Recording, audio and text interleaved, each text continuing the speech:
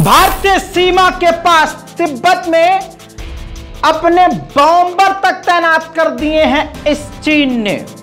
दोस्तों, चाइना ने एक नहीं दो नहीं लगभग सैकड़ों हथियार तैनात किए हैं। आसान जबान में समझ लीजिए कि मामला क्या है। हमारे पड़ोसी देश तिब्बत में, जहां हमारा बिल्कुल बॉर्डर मिलता है, बॉर्डर के ही इलाके पर तिब्बत में चाइना के 2 एयरफील्ड हैं, जहां ज्यादा फाइटर जेट अब तक उसने तैनात नहीं किए थे।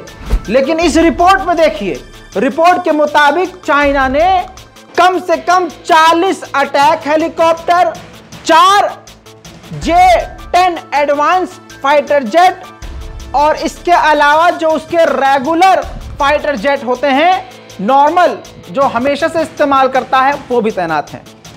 अगली रिपोर्ट अगर आप देखेंगे, इंडियन डिफेंस रिसर्च विंग के मुताबिक चाइना ने तिब्बत के इलाके में भारतीय बॉर्डर पर अपने बॉम्बर तक तैनात किए हैं, बमबारी करने वाले फाइटर जेट तैनात किए हुए हैं।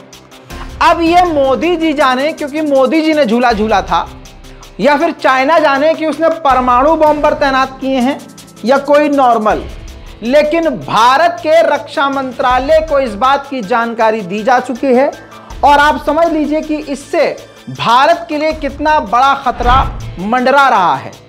अभी 19वीं मर्तबा कुछ दिन पहले हाई कमांडर से आपस में दोनों सेनाओं के हाई कमांड ने मुलाकात करी, लेकिन चाइना के साथ तमाम बातचीत फेल हुई और अभी भी टकराव की स्थिति बनी हुई है। पिछले साल तक मोदी सरकार और मोदी जी के तमाम ये फैले हुए अंधभक्त हैं, जाहिल, ये कहते थे कि ये तो झूठी खबर है, मोदी को बदनाम की जा रही है, मोदी जी को लोग पसंद नहीं कर गए। लेकिन आप ये देख रहे हैं आज कि जो पिछले साल मैं आपको बता रहा था, आज अब गोदी मीडिया भी कहीं ना कहीं उस बात को मान रहा है। भारत के विदेश मंत्री जयशंकर मान चुके हैं, रक्षा मंत्री हमारे मान चुके हैं राजनाथ सिंह, कि चाइना के इरादे नेक नहीं है। चाइना ने भारत का जो घेराव शुरू किया है, रिपोर्ट के मुताबिक गलवान में जो भारतीय सेना के साथ जो झड़प हुई है, उसके बाद से उसने भारत का घेराव कर लिया है। और इतनी भारी मात्रा में तिब्बत में बॉम्बर, फाइटर जेट और अटैक हेलीकॉप्टर का होना भारत के लिए सीधा चेतावनी है। हालांकि भारत की बात करें तो भारतीय एयरफोर्स और भारतीय नौसेना समेत भारत की थल सेना भी पूरी तरह से चीन और अपने तमाम दुश्मनों के लिए तैयार है।